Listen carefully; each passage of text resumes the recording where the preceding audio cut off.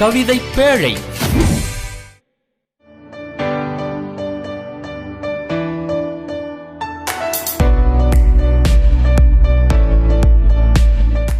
அன்பு குழந்தைகளே, அனைவருக்கும் வணக்கம்.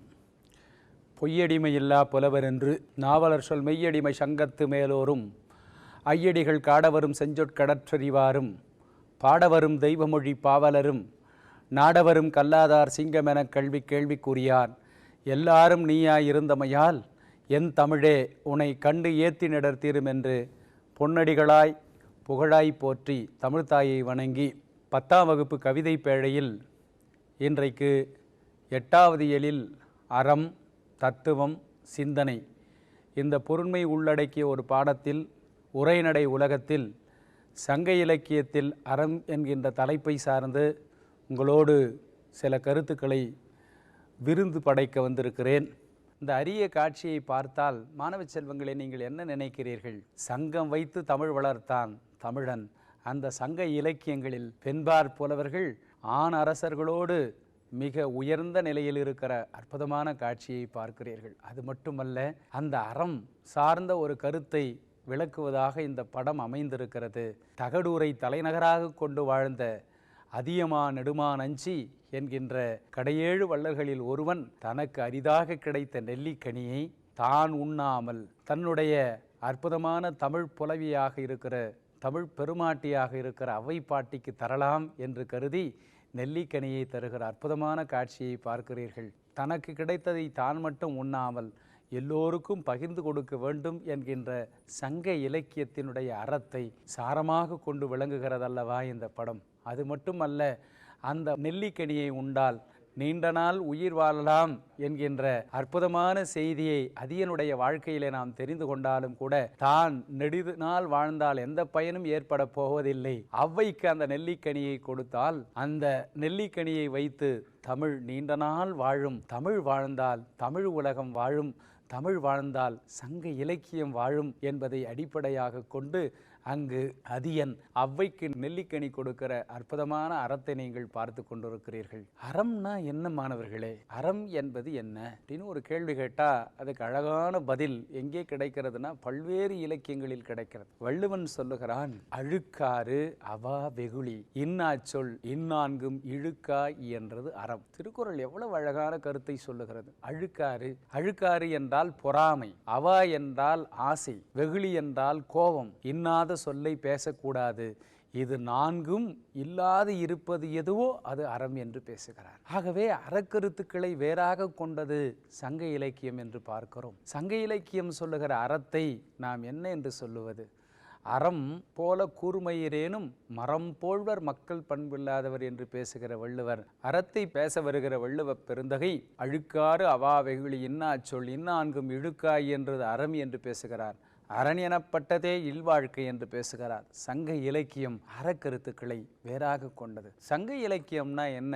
சங்க இலக்கியம் என்று சொல்லி பார்க்கிற போது 10 பாட்டும் 8 தொகையும் தான் சங்க இலக்கியம் என்று தமிழ் இலக்கியம் வகைப்படுத்துகிறது. 8 தொகை நூல்கள் என்று பார்க்கிற போது நற்றிணை, குறுந்தொகை, ஐங்குறுநூறு, ஒத்த 10 ஓங்கு பரிபாடல், கற்றறிந்தார் எத்தும் களியோடு, அகம்புறம் இத்திரத்து 8 தொகை என்று பழம்பாடல் பேசுகிறது. 14 கீழ்கணக்கு நூல்கள் என்று இருக்கிற அரை இலக்கியங்களைப் போலவே 14 மேல் கணக்கு நூல்கள் உண்டு மாணவ செல்வங்களே. 14 மேல் கணக்கு நூல்கள் என்ன தெரியுமா? 10 பாட்டும் 8 தொகையும் தான் 14 மேல் கணக்கு நூல்கள் என்று சொல்லப்படுகிறது. இந்த 14 மேல் கணக்கு நூல்களில் நம்முடைய அறம் சார்ந்த கருத்துக்கள் எவ்வாறு இருக்கிறது என்பதை இந்த வகுப்பில் சற்று சிந்திப்போமா? ஒரு நூலை படிப்பதால் என்ன பயன் உண்டாகும் தெரியுமா? அது அறத்தை சொல்ல வேண்டும், அறத்தின் வழியாக பொருள் சம்பாதிப்பதை சொல்ல வேண்டும், அறத்தின் வழியாக இன்பத்தை துய்ப்பதை சொல்ல வேண்டும், அறத்தின் வழியாக வீடு பேறு அடைவது. இதுதான் ஒரு நூலினுடைய பயன் என்று தண்டி அலங்காரம் சொல்கிறது. தண்டி முனிவர் சொல்லுகிற போது அறம் பொருள் இன்பம் வீடு நூற்பயன் என்று சொல்லுகிறார். இந்த 4ஐயும் நாம் மிக சிறந்த முறையில் கொண்டாட வேண்டும் என்று சொன்னால் தமிழர்கள் தான் ஈட்டிய பொருளை, தான் சம்பாதித்த பொருளை அறம் சார்ந்து மற்றவர்களுக்கு தந்தார். தனக்கு கிடைத்த பொருளை தானே அனுபவிக்காமல், தானே அதை சிறக்க செய்யாமல், இந்த உலகமே பரிசாக கிடைத்தாலும் கூட பழி தரும் செயல்களை செய்ய மாட்டாதவர்கள் சங்க இலக்கியத்திலே வாழ்ந்த நம் தமிழ் மக்களினுடைய வாழ்க்கையை பார்க்கிற போது இல்வாழ்க்கை தான் சங்க இலக்கியத்தில் மிக சிறந்த வாழ்க்கையாக கருதப்படுகிறது. இல்வாழ்க்கை என்பது என்ன என்றால், ஒருவனுக்கு ஒருத்தி என்கின்ற அந்த கொள்கையோடு தான் தன்னுடைய மனைவிக்காகவே வாழ்வது. ஒரு தலைவனை ஒரு தலைவி பாராட்டுகிறதும் ஒரு தலைவி ஒரு தலைவனை பாராட்டுவதும் மிக சிறந்த இல்லற வாழ்க்கை. ஆகையினாலே நாம் ஒவ்வொருவருக்கு ஒருவர் விட்டு கொடுக்கிற அந்த மனப்பான்மை இருந்தால்தான் அறம் தழைக்கும் என்பதை சங்க இலக்கியம் நமக்கு சொல்லுகிறது. சங்க இலக்கியத்தில் சங்க காலத்திலே மனித உறவை பார்க்கிற போது அறத்தை மையமாக கொண்டே அவர்கள் வாழ்க்கையை நடத்தினார். அது என்ன அறம் என்று சொல்லி பார்க்கிற போது அந்த அறம் என்பது மற்றவர்களுக்கு உதவி செய்தல் என்கின்ற பொருளிலே வருகிறது. இல்வாழ்க்கையை தாண்டி மன்னன் எப்படி அறம் செய்தான், அரசியல் அறம் எப்படி செய்தான், எப்படி மற்றவர்களுக்கு உதவினான், மற்றவர்களுக்கு கொடை செய்தான் என்பதை நம்முடைய சங்க இலக்கியங்கள் சான்று பகர்கின்றன. முல்லைக்கு தேரும் மயிலுக்கு போர்வையும் தொல்லை அளித்தாரை கேட்டறிதும் சொல்லில் நெறிமடர் பூந்தாளை நீடுநீர் செற்ப அரிமடமும் சான்றோர்க்கு அணி என்று முன்றுரை அறையனார் பழமொழி நானூரிலே சொல்லுகிறார். முல்லைக்கு தேர் கொடுத்தான் பாரி, மயிலுக்கு போர்வை தந்தான் பேகன்.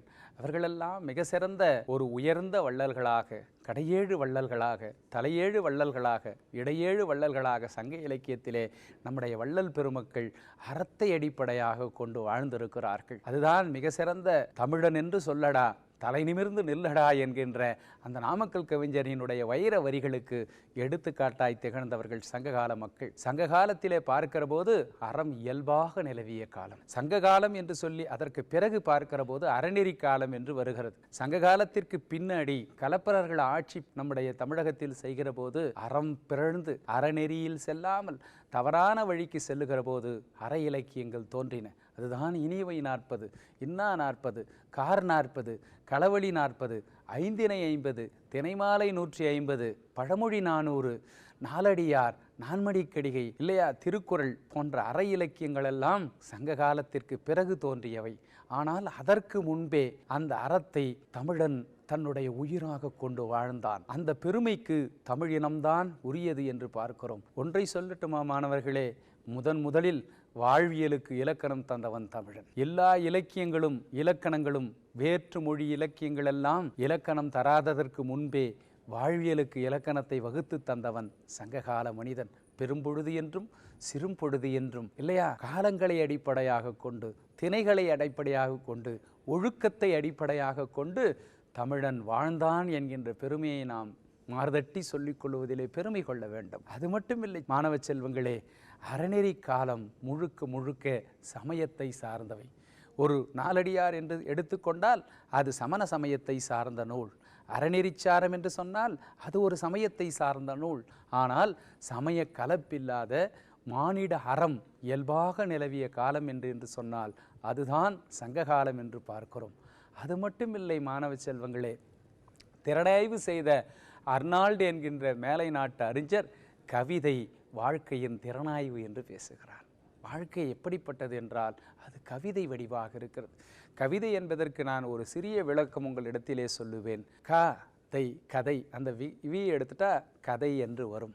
அதற்கு பிறகு பார்த்தீர்கள் என்றால் அதில் ஒரு கவித்துவம் இருக்க வேண்டும், அதில் ஒரு விதை இருக்க வேண்டும். அது மற்றவர்களுடைய மனதை தைக்கிற வகையில் இருந்தால்தான் அது கவிதை. கவிதை என்பதற்கே இவ்வளவு ஒரு அழகு உண்டு. அதிலே ஒரு கதை இருக்க வேண்டும், ஒரு கவித்துவம் இருக்க வேண்டும், அது ஒரு விதையாக இருக்க வேண்டும். மற்றவர்களுடைய மனதை தைக்கிற வகையில் இருந்தால் அது கவிதை. அப்படி சங்க இலக்கியங்களில் ஏராளமான கவிதைகள் உண்டு. ஒரு மகிழ்ச்சிக்காக ஒரு கவிதை சொல்லமா?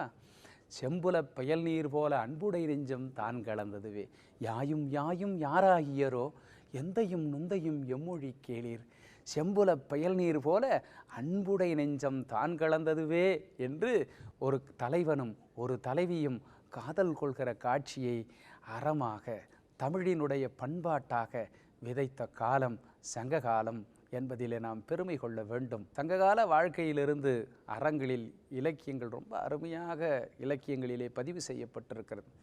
அறம் செய்வது மற்றவர்களுக்கு முன்னிலைப்படுத்தி செய்யக்கூடாது, வணிக நோக்கத்தோடு செய்யக்கூடாது என்று சங்க இலக்கியம் சொல்கிறது. நான் இன்றைக்கு இந்த அறத்தை செய்தால் எனக்கு என்ன நன்மை ஏற்படும் என்று நினைக்கிற மக்கள் மத்தியில் எந்த விதமான பிற பயனும் எடுப்படாமல், எந்த விதமான நோக்கமும் இல்லாமல் அறம் செய்வதே மேன்மை என்கின்ற அந்த செய்தியை என்கின்ற வள்ளலிடத்திலிருந்து சொல்லுகிறார், நோக்கமின்றி அறம் செய்வதே மேன்மை தருவது என்று ஏனிச்சேரி முடமோசியார் என்கின்ற தமிழ் புலவன் சங்க இலக்கியத்திலே பதிவு செய்திருக்கிறான். என்கின்ற வள்ளலை பற்றி அவர் பேசுகிற போது எந்த விதமான நோக்கமும் இல்லாமல், பிரதி பலன் இல்லாமல், எப்படி வள்ளுவன் பேசுவானே, கைமாறு வேண்டா கடப்பாடு மாறிமாட்டு எஞ்ஞான்றும் கொல்லோ உலகு, மழை இந்த இடத்தில் பெய்ய வேண்டும், இந்த இடத்தில் பெய்யக்கூடாது என்று கருதாமல் எல்லா இடங்களிலும் மழை பெய்கிறதோ அதை போல வணிக நோக்கம் கொள்ளாமல் ஒரு அறத்தை செய்ய வேண்டும் என்கின்ற அற்புதமான தத்துவ கருத்தை முதலில் இந்த மனித நேயத்தில், மனித இனத்தில் பதிவு செய்தவன் தமிழன் என்பதிலே நாம் பெருமை கொள்ள வேண்டும் மாணவ செல்வங்களே. ஆகவே நாம் ஒரு அறம் செய்கிற போது அது வணிக நோக்கத்தோடு இருக்கக்கூடாது. ஒருவனுக்கு நாம் ஒரு பேனா வாங்கி தருகிறோம் என்று சொன்னாலும் கூட, ஒரு பென்சில் வாங்கி தருகிறோம் என்று சொன்னாலும் கூட, அதை நாம் எந்த விதமான வணிக நோக்கமும் கொள்ளாமல் நண்பனுக்கு உதவி செய்தோம், நம் நண்பனுக்கு அவனுக்கு வேண்டியதை செய்தோம் என்று பெருமை கொள்ள வேண்டுமே தவிர, அதற்கு மாறாக நோக்கமில்லாமல் அறம் செய்வதுதான் மேன்மை தருகிற அந்த மிகப்பெரிய அறம் என்பதை மிக அழகாக நம்முடைய சங்க இலக்கியம் பதிவு செய்திருப்பதை எண்ணி எண்ணி நாம் வியக்க வேண்டும். சங்க இலக்கியத்தில் வணிக நோக்கத்தோடு அறம் செய்யக்கூடாது என்று பேசுகிற சங்க இலக்கியம் அரசியல் அறத்தை பற்றி மிக சிறப்பாக சொல்லுகிறது. அறநெறி முதற்றே அரசின் குற்றம், அறநெறி பிழையா திறனறி மன்னர் என்று பேசுகிறது. அவ்வளோ அந்த பாடலை சொல்லுகிற போதே நமக்கு ஒரு கம்பீரம், ஒரு பெரு முயற்சி வருகிறது அல்லவா? என்ன அழகாக சொல்லுவோம், அறநெறி முதற்றே அரசின் குற்றம் அறநெறி பிழையா திறனறி மன்னர் என்று அரசியல் அறத்தை பேசியவன் தமிழன். அது மட்டுமல்ல, அரசு சிறப்பாக இருந்தால்தான் அந்த நாடு நன்றாக இருக்கும், நாடு நன்றாக இருந்தால்தான் மக்கள் நன்றாக இருப்பார்கள். அரசு சரியாக இல்லை என்றால் அந்த நாடே சிக்குண்டு போகும், சிதறி போகும், அழிந்து போகும். நம்முடைய தமிழன் எப்படி அதற்கு பெருமை தந்திருக்கிறான் தெரியுமா? செங்கோல் வழுவாத ஆட்சி செய்தான். கண்ணகி காற்சிலம்பை எடுத்துக்கொண்டு மதுரை எம்பதியிலே நடக்கிற போது, வளையாத செங்கோல் வளைந்தது இது வெண்கொள், கோவலனுக்கு தவறாக தீர்ப்பு சொன்ன காரணத்தால் செங்கோல் வளைந்து போனது என்று இளங்கோவடிகள் சொல்லுகிறார். வம்ப பெருந்தெய்வம் வந்தது இது வெண்கோள், வளையாத செங்கோல் வளைந்தது இது வெண்கோள். செங்கோல் நிமிர்ந்து நிற்க வேண்டும் என்றால் மக்கள் தலை நிமிர்ந்து வாழ்வார்கள் என்கின்ற அரசியல் அறத்தை முதலில் பதிவு செய்த இனம் நம்முடைய தமிழ் இனம் என்பதிலே நாம் பெருமை கொள்ள வேண்டும். அது மட்டுமல்ல, செங்கோல் வழுவாத ஆட்சி செலுத்துவது என்று சொன்னால் நடுநிலைமையில், நேர்மையான முறையில், ஏழை பணக்காரன், உயர்ந்தவன் தாழ்ந்தவன் என்று எண்ணாது எல்லோரிடத்திலும் சமமாக பார்க்கிற அந்த பார்வை ஒரு அரசனுக்கு இருக்க வேண்டும். வள்ளுவர் அழகாக சொல்லுவார், காட்சிக்கு எளியன் கடுஞ்சொல்ல நல்லனேன் மீட்கூறும் மன்ன நிலம் என்று பேசுகிறது நம்முடைய திருக்குறள். காட்சிக்கு எளியவனாக அவன் இருக்க வேண்டும். சிலப்பதிகாரம் அதுதானே சொல்லுகிறது. காயிற் சிலம்பை எடுத்துக்கொண்டு கண்ணகி போகிறாள், நீர்வார் கண்ணை என் முன் வந்தோ என்று கேட்கிற போது, யாரையோ நீ மடக்கொடியோ என்று மன்னன் கேட்கிறான். நீரை தரை தாரையாக ஒழுகுகிற பெண்ணே நீ யார் என்று கேட்கிற போது அவர் சொல்லுகிறாள். எவ்வளவு நீதியை சொல்லுகிறார் பாருங்கள், எவ்வளவு அரசியல் அறத்தை கண்ணகி இளங்கோவடிகள் சொல்லுவதாக சொல்லுவாள். என்ன தெரியுமா? நீர்வார் கண்ணை என் முன் வந்தோய், யாரையோய் நீ மடக்கொடியோய், தேரா மன்னா செப்புவதுடையோய், எல்லொரு சிறப்பின் இமையவர் வியப்ப புல்லொரு புண்கண் தீர்ந்தோடன்றியும் வாயிற்கடைமணி நடுநா நடுங்க ஆவின் கடைமணி நெஞ்சுடத் தந்தான் அரும்பெரும் புதல்வனை ஆழியில் மடித்தோய், பெரும்பெயர் புகார் என்பதையே அவ்வூர் ஏசா சிறப்பின் இசை விளங்கு பெருங்குடி மாசாத்துவன் மகனையாகி வாழ்தல் வேண்டி என்கார் சிலம்பு பகர்தல் வேண்டி நின்பார் கொலைகளப்பட்ட கோவலன் மனைவி கண்ணகி என்பது என் பெயரே என்று சொன்னால், ஒரு அரசனை, ஒரு சாதாரண குடிமகள், ஒரு இந்த நாட்டுக்கே உரிமை இல்லாமல் சோழ நாட்டில் இருந்து குடியேறிய ஒரு மகள் பாண்டிய மன்னனையும் சந்திக்க முடிந்தது என்றால் அதுதானே பழந்தமிழனுடைய அரசியல் அறம். செங்கோல், அடுத்து வெண்கொற்ற குடை. அரசனுக்கு பின்னால், அந்த அற்புதமான ஆசனத்திற்கு பின்னால் அமர்ந்திருப்பது வெண்கொற்ற குடை. அந்த குடையை காப்பாற்ற வேண்டும். அதனால்தான் செங்கோல் வளைந்தது இது வெண்கோள் என்று பேசுகிற கண்ணகி இந்த இடத்துல வெம்மை வெண்கொற்ற குடை வெம்மை விளைவித்தது இது வெண்கொள் என்று பேசுகிறாள். வெண்கொற்ற குடைக்கு அவ்வளவு என்ன பெரிய அழகு என்றால், ஒரு அரசன் போரிலே தோற்று போனானால் அவன் செங்கோல் வளைந்து விடும். ஒரு போரிலே அவன் தோற்று போனானால் அவனுடைய வெண்கொற்ற குடையை தான் பகைவர்கள் முதலிலே கைப்பற்றுவார்கள். அந்த குடையை வைத்துதான் அவர்கள் தலைக்கோலறிவை என்கின்ற அந்த கோலை செய்வார்கள் என்று சிலப்பதிகாரம் நமக்கு சொல்லுகிறது.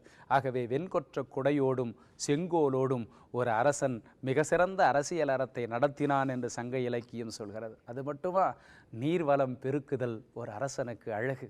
நீர் அறம் நன்று நிழல் நன்று என்று பேசுகிறது நம்முடைய அற இலக்கியம். நீர்வளம் பெருக்குதல் ஒரு அரசனுக்கு உயர்ந்த நோக்கம். குளங்களை தூர்வாருவதும் நீர்நிலையை பெருக்குவதும் நம்முடைய நாட்டில் இன்றைக்கு தேவையான ஒரு செய்தி. ஆனால் சங்க இலக்கியத்தில் மன்னன் குளம் வெட்டினான், ஏரி வெட்டினான், கண்மாய்களை தூர்வாரினான். அந்த நீர்வரத்திற்கு முன்பே நீர்நிலைகளை தூய்மை செய்கிற மிகப்பெரிய நீர் மேலாண்மையை நம்முடைய சங்க இலக்கியம் சொல்கிறது. நீர் ஆற்றிலே பெருகி வந்த நீரை குளங்களிலேயும் ஏரிகளிலேயும் தேக்கி வைக்கிற அந்த பண்பாடு நம்முடைய தமிழனிடத்திலே உண்டு. நீர்வளம் பெருக்குதல் ஒரு மன்னனுடைய தலையாய கடன். நீரின்றி அமையாத உலகினில் யார் யாருக்கும் வானின்றி அமையாத ஒழுக்கு என்று வள்ளுவன் பேசுகிறார். ஆகவே நீர்வளம் பெருக்குதல் ஒரு அரசனினுடைய தலையாய கடன். அதுபோல நிலவளம் காணுதல். இன்றைக்கு நிலங்களை எல்லாம் நஞ்சு நிலங்களாக மாற்றியிருக்கிறோம். ஆகவே நல்ல நிலவளம் காணுதல் ஒரு அரசனுக்கு மிகப்பெரிய பெருமை. அது மட்டுமல்ல, தனி மனிதனுக்கு உணவில்லையேல் ஜகத்தினை அளித்திடுவோம் என்று பாரதி முழங்கினான். ஆகவே உணவு பெருக்கம் செய்து எல்லோருக்கும் உணவு கொடுப்பது ஒரு அரசனினுடைய தலையாய கடமை. அதனால்தான் சங்க இலக்கியத்தில் பாரத போர் நடக்கிற போது இரு தர வீரர்களுக்கும் நம்முடைய தமிழ் மன்னர்கள்தான் உணவளித்தார்கள் என்று பார்க்கிற போது தானங்களிலேயே சிறந்த தானம் அன்னதானம். அந்த உணவை எல்லோருக்கும் கொடுக்க வேண்டும் என்கின்ற அரசியல் அறத்தை முதலில் பதிவு செய்தது சங்க இலக்கியம். அறத்தின் அடிப்படையில் ஆராய்ந்து தண்டனை வழங்குதல். அறத்தின் வழியாகத்தான் ஒருவருக்கு தண்டனை தர வேண்டுமே தவிர அவன் என்ன குற்றம் செய்தான், எந்த குற்றத்திற்காக அவன் தண்டனையை அனுபவிக்க வேண்டும் என்பதை வான்பொதி பசுங்குடையார் அழகாக சொல்லுகிறார். அரசன் மட்டும்தான் அப்படி இருக்க வேண்டுமா? ஒரு அமைச்சன் எப்படி இருக்க வேண்டும் என்பதற்கு இலக்கணத்தை வகுத்தது சங்க இலக்கியம். நன்றும் தீதும் ஆய்தலும் அன்பும் அரணும் காத்தல் அமைச்சர் கடமை என்று மதுரை காஞ்சி சொல்கிறது. நல்லதையும் தீயதையும் ஆராய்ந்து அரசனுக்கு சொல்லுகிற அந்த மிகப்பெரிய பண்பை அமைச்சர்கள் பெற்றிருக்க வேண்டும். மாங்குடி மருதன் சொல்லுகிற போது செம்மை சான்ற காவிதி மாக்கள் என்ற அமைச்சர்களை சொல்லுகிறார்கள். ஆகவே ஒரு நல்ல அமைச்சர் அமைகிற போதுதான் அந்த அரசு மிக சிறந்த அரசாக மாறுவதற்கு வாய்ப்பு இருக்கிறது. ஆகவே நல்ல அமைச்சர்களினுடைய பேச்சை முதலில் அரசன் கேட்டு அதன் வழி நடப்பதுதான் மிக சிறந்த அறம் என்று சங்க இலக்கியம் நமக்கு சொல்கிறது. அது மட்டுமல்ல, அரசியல் அறத்தோடு மட்டும் நின்றாமல் அறம் கூறும் அவையும் என்று சொல்லப்படுகிற அற்புதமான மன்றங்கள் இருந்தன. மக்களுக்கு நல்ல நீதிகளை சொல்வதற்கு, நீதி நெறிகளை சொல்வதற்கு, அன்பை போதிப்பதற்கு, உலகத்திலே அறத்தை போதிப்பதற்கு அவயங்கள் அமைக்கப்பட்டன. உறையூரிலே நிகழ்ந்த அறங்கூறும் அவயமும் மதுரையிலே நடந்த அருங்கூறும் அவயமும் துலாக்கோலை போட நடுநிலை மிக்கது என்பதை நம்முடைய சங்க இலக்கியம் நமக்கு சான்று பகர்ந்து நிற்கிறது என்றால் அறத்தை சொல்லுவதற்கு ஒரு மன்றம் இருந்தது. அதில் சான்றோர் பெருமக்கள் இருந்து மக்களை நல்வழிப்படுத்தினார்கள். அரசன் மட்டுமல்ல, சான்றோர்களும் அறம் கூறும் அவயத்தில் இடம்பெற்றிருந்தார்கள். அரசன் நெறி தடுமாறி செல்லுகிற போது அறநெறிக்கு துணையாக இருந்து அந்த அறம் கூறும் அவையும் அவர்களுக்கு சங்க இலக்கியத்தில் அறத்தை போதித்தது என்பதை நாம் எண்ணி உணர வேண்டும். மரத்திலும் அறம். மரம் என்றால் வீரம். வீரத்தில் கூட அறம் இருக்க வேண்டும். யார் யாரிடத்திலே போர் செய்யக்கூடாது, யார் யாரிடத்திலே போர் புரிய வேண்டும் என்பதையெல்லாம் சங்க இலக்கியம் பதிவு செய்திருக்கிறது. வீரமுற்றோர், புறமுதுகிட்டோர், சிற்றார், முதியோர் ஆகியோர் எதிர்த்து போர் செய்யக்கூடாது. வீரமில்லாத கோழைகளிடத்திலே, புறமுதுகிட்டு ஓடியவர்களிடத்திலே, சிறியவர்களிடத்திலே, வயதானவர்களை எதிர்த்து போர் செய்யக்கூடாது. பசு, பெண்கள், நோயாளர், புதல்வரை பெறாதவர்கள் ஆகியோருக்கு தீங்கு வராமல் போர் புரிய வேண்டும் என்பதை முதலில் போர் அறத்தை இந்த உலகத்திற்கு அறிமுகப்படுத்தியவன் சங்ககால தமிழன். தம்மில் வலிமை குறைந்தவரோடு போர் செய்யக்கூடாது. ரொம்ப அழகாக புறநானூறு பதிவு செய்கிறது.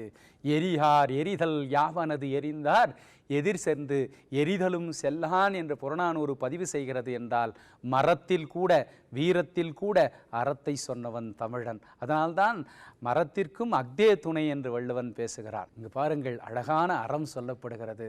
அந்த கான மஞ்சைக்கு கலிங்கம் வீழ்ந்த பேகன் இல்லையா? வானம் குளித்து அந்த அழகான தோகையை விரித்து ஆடுகிற போது குளிரினால் நடுங்குகிறதே என்று பட்டாடை தான் உடுத்தியிருந்த பட்டாடையை அந்த மயிலுக்கு அளித்த பேகன் வாழ்ந்த நாடு இந்த நாடு. எத்தகைய அறத்தை உடையது! ஒரு பறவை இனத்திற்கு கூட அறம் செய்ய வேண்டும் என்கின்ற அற்புதத்தை சொன்னவன் தமிழன் அல்லவா? முல்லைக்கு தேர்கொடி கொடுத்தான். கானகத்திற்கு போகிறான் பாரி மன்னன். அங்கே முல்லை கொடி கொழு கொம்பிட்டு இருக்கிறது. தான் எடுத்து கொண்டு சென்ற அந்த தேரை அந்த முல்லை கொடிக்கு கொழு கொம்பாக கொடுத்தான் என்றால், வாடிய பயிரை கண்டபோதெல்லாம் வாடினேன் என்று வள்ளல் இன்றைக்குத்தான் சொல்லியிருக்கிறார். தாவர இனத்திற்கு கூட உயிர் உண்டு, அதற்கு கூட நல்ல செய்ய வேண்டும், நல்ல அறத்தை சொல்ல வேண்டும் என்று சொன்னவன் தமிழ் மன்னன். பாரி என்பதிலே நாம் பெருமை கொள்ள வேண்டும். பரம்பு மலையை ஆண்ட பாரி மன்னன் முல்லைக்கு தேர் கொடுத்தான். அடுத்து கொடையறம். மற்றவர்களுக்கு கொடுத்து திறப்பதில் மகிழ்ச்சி. தான் மகிழ்ச்சியை மறந்து மற்றவர்கள் மகிழ்ச்சியை நாடுவது தான் உண்மையான மகிழ்ச்சி. செல்வத்தின் பயன் ஈதலே என்று புறநானூறு சொல்லுகிறது. கொடைவள்ளல்கள் 7 பேர் எத்தகைய சிறப்பை உடையவர்களாக இருந்தார்கள் என்று சிறும்பானாற்றுப்படை சொல்கிறது. ஆற்றுப்படை இலக்கியங்கள் கொடை இலக்கியங்கள் என்று பதிவு செய்யப்படுகிறது. பதிற்றுப்பத்திலே சேர அரசர்களினுடைய கொடை பதவியை நாம் மிக அழகாக பார்க்கிறோம். கொடைவள்ளல்கள் என்று பார்க்கிற போது சில்லோர் ஒருகால் தலைவன் பசிப்பினி மருத்துவன். இன்றைக்கு தான் பசிப்பினி மருத்துவன் என்று வள்ளலாரை சொல்லுகிறோம். அன்றைக்கு கொடைவள்ளல்களையே பசிப்பினி மருத்துவன் என்று சொன்னது சங்க இலக்கியம். பிடவூர் கிழார் மகன் பெருந்தலை சாத்தன் சொல்லுகிற போது வழங்குவதற்கு பொருள் உள்ளதா என்று பார்க்காமல் எல்லோருக்கும் வாரி வழங்கிய வள்ளல் தன்மை உடையவன் என்று பிடவூர் கிழார் மகன் பெருஞ்சாத்தன் மிக அழகாக கொடைத்தன்மையை பதிவு செய்கிறான். உலகமே வறுமையுற்றாலும் கொடுப்பவன் அதியன் என்று அதியமானை ஔவையார் சங்க இலக்கியத்திலே பதிவு செய்திருக்கிறார். சேரலாதன் நச்சொல்லையாரை சொல்லுகிற போது இரவலர் வராவிட்டாலும் வரவழைத்து அந்த பொருளையும் பொன்னையும் வாரி வழங்கக்கூடியவன் சேரலாதன் என்று சொல்லப்படுகிறது. பரணர் பேகனை பற்றி பாடுகிற போது மறுமையை நோக்கி கொடுக்காதவன் பேகன் என்று சங்க இலக்கியத்திலே பதிவு செய்திருக்கிறார். அது மட்டுமல்ல, பெருந்தலை சாத்தனார் குமணனை சொல்லுகிற போது குமணனுடைய தலையை கொண்டு வந்தால்தான் பரிசு என்று சொல்லி தன்னுடைய இளங்குமணன் அறிவிக்கிற போது தன்னை நாடி வந்த பரிசிலன் பொருள் பெறாமல் திரும்புவது தன் நாட்டை இழந்த துன்பத்தை விட பெருந்துன்பம் என்பதை சங்க இலக்கியம் நமக்கு சான்று பகர்கிறது. மலையமான் திருமுடிக்காரியை பற்றி கபிலர் சொல்லுகிற போது தனக்கென்று வைக்காமல் எல்லாவற்றையும் வாரி வழங்குகிறவன் என்று மலையமான் திருமுடிக்காரியை பற்றி பேசுகிறார். வள்ளல்கள் மட்டும்தான் சிறந்தவர்களா? தமிழ் புலவர்கள் தான் பெற்ற பொருளை தான் மட்டும் அனுபவிக்காமல் மற்றவர்களுக்கு வாரி வழங்கிய வள்ளல்கள் நம்முடைய புலவர்கள். அதற்கு எடுத்துக்காட்டாக பெருஞ்சித்திரனார் தனக்கு கிடைத்த அந்த செல்வத்தை தான் மட்டும் அனுபவிக்காமல் இல்லையா மற்றவர்களுக்கு கொடுத்து கொடுத்து சிறந்த பெருமைக்குரியவர் என்று பார்க்கிற போது வள்ளல்கள் மட்டும் சிறந்தவர்கள் இல்லை, புலவர்களும் வள்ளல் தன்மையை மிக்கவர்கள் என்று நம்முடைய சங்க இலக்கியம் மிக அழகான பதிவு செய்திருக்கிறது என்று சொல்லி பார்க்கிற போது புலவர்கள் பாடி பரிசில் மட்டும் பெறுபவர்கள் அல்ல, தான் பெற்ற பொருளை தான் மட்டும் வைத்து கொள்ளாமல் தாளாற்றி தந்த பொருளெல்லாம் தக்கார்க்கு வேளாண்மை செய்தற் பொருட்டு என்ற வள்ளுவனினுடைய இலக்கணத்திற்கு இலக்கியமாக திகழ்ந்தவர்கள் சங்ககால புலவர்கள் என்று சொன்னால் அது மிக இல்லை. அடுத்து உதவுதல், உதவி செய்தல். பிறர் நோய் தம் நோய் போல போற்றி அறனறிதல் சார்ந்தவர்க்கு எல்லாம் கடன். இதை அப்படியே திருக்குறள் உள்வாங்கி பேசுகிறது. பிறர் நோயும் தம் நோய் போல் போற்றி. யாருன்னா தனக்கு வந்த நோயை பிறருக்கு வந்த நோயாக கருதுவார்களா? ஆனால் அதை போல போற்றி அறம் செய்வது சான்றோர்களுக்கு கடன் என்று கலித்தொகை சொல்கிறது. பிறர் துன்பத்தை தன் துன்பமாக கருதி உதவ வேண்டும் என்று நல்லந்துவனார் சொல்லுகிறார். உண்மையான செல்வம் என்பது எது தெரியுமா? பிறர் துன்பம் தீர்த்தல். பிறர் துன்பம் தீர்க்கிற அந்த பண்பை மாணவ செல்வங்களே சிறிய வயதிலிருந்து நாம் வளர்த்து கொள்ள வேண்டும். யாருடைய துன்பத்தையும் நம்முடைய துன்பமாக எண்ணி பார்க்கிற போதுதான் நமக்கு அந்த உதவி செய்கிற அந்த மனப்பான்மை வர வேண்டும். அந்த மனித நேயத்தை தழைக்க வைத்த மிகப்பெரிய அறம் சங்க இலக்கியத்திலே இருக்கிறது. சான்றோர் செல்வம் என்பது சேர்ந்தோர் புன்கண் அஞ்சும் பண்பின் மென்கண் செல்வம் என்பதுவே என்ற நற்றினையும் உறவுகெட வாழ்பவனின் செல்வம் பொழிவு அழியும் என்று பெருங்கடுக்கோ அவர்களும் பதிவு செய்திருக்கிறார்கள். அடுத்து வாய்மை. பொய்யாமை பொய்யாமையாற்றின் அறம் பெற செய்யாமை செய்யாமை நன்று என்று பேசுகிறான் வள்ளுவர். நீங்கள் அறமே செய்ய வேண்டிய அவசியமில்லை பொய் சொல்லாமல் இருந்தால். ஒரு மனிதன் இந்த நாக்கு இருக்கிறதே, இறைவன் படைத்திருக்கிற படைப்புக்குள்ள காது 2 காது, 2 கை, 2 கால், ஆனால் நாக்கு மட்டும் 1. இந்த நாக்கு கூட ஈரத்திலிருந்து வருகிறது. ஏன் தெரியுமா? ஈரமான சொற்கள் தான் இந்த நாவிலிருந்து பிறக்க வேண்டும், அந்த நலம் நம்மிடத்திலே இருக்க வேண்டும் என்பதற்காக பொய் படு பரியா வியங்கு சென்னா என்று வாய்மையை பற்றி பேசுகிறது. 2 வரியில் சொல்ல வேண்டுமென்றால், மெய் பேசும் நா மனிதனை உயர்த்துகிறது, பொய் பேசும் நா மனிதனை தாழ்த்துகிறது. ஆகவே நாம் எப்பொழுதும் வாய்மையே பேச வேண்டும். வாயினால் பெறப்படுகிற மெய்க்குத்தான் வாய்மை என்று வள்ளுவன் பேசுகிறான். வாய்மை என்கின்ற ஒரு அதிகாரத்தை வைத்து கொண்டே அதனுடைய பெருமையை சொல்லுகிறான். வாய்மை எனப்படுவது யாதெனில் யாதொன்றும் தீமையில்லாத சொல் என்று வள்ளுவன் சொல்லுவதைப் போல பிழையா நன்மொழி என்று இந்த வாய்மையினுடைய சிறப்பை, வாய்மையினுடைய அறத்தை, நற்றினை தன்னுடைய இலக்கியத்தில் பதிவு செய்திருக்கிறது. அறம் என்பதற்கு 3ஆக நான் பிரிக்கிறேன். 3ஆம் தரம் அறம் என்பது என்ன தெரியுமா? பிறர் சொல்லி நாம் அறிவது, இன்னொருத்தர் சொல்லி நாம் தெரிந்து கொள்ளுவது 3ஆம் தரம் அறம். 2ஆம் தரம் அறம் என்பது எது தெரியுமா? நாமே சிந்தித்து அறிவது. பிறர் சொல்லி அறிவது 3ஆம் தரம் அறம், சிந்தித்து அறிவது 2ஆம் தரம் அறம். ஆனால் இயல்பாகவே அறிவது முதல் தரம் அறம். சங்க இலக்கியங்கள் என்னுடைய அறம் முதல் தரமானது, இயல்பானது. அந்த முதல் தரமான அந்த அறத்தை நாம் பின்பற்றி சமய சாயங்கள் பூசாத அறத்தை, வள்ளுவன் கண்ட அறத்தை, கம்பன் கண்ட அறத்தை, இளங்கோவடிகள் கண்ட அறத்தை, சங்க புலவர்கள் சொல்லிய அறத்தை நம்முடைய வாழ்வில் நாம் பயன்படுத்த வேண்டும்.